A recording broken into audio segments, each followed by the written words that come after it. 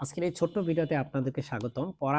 পরাবর্ত ও অপরাবর্ত প্রক্রিয়া বলতে কি বোঝো? এটা অনেকটা ওই যে প্রত্যাবর্তী, অপ্রত্যাবর্তী প্রক্রিয়ার মতো আরকি কোয়েশ্চেনটা। পরাবর্ত প্রক্রিয়া কি? যেটা হচ্ছে বিপরীতমুখী হয়ে যে প্রক্রিয়া প্রত্যাবর্তন করতে পারে এবং যাতে কার্যরত পদার্থ সম্মুখমুখী প্রক্রিয়ার ন্যায় পশ্চাৎবর্তীতেও সবসময় সব বিষয়ে অবিকল একই অবস্থার মধ্য দিয়ে অতিক্রম করে, তাকে পরাবর্ত প্রক্রিয়া বলে।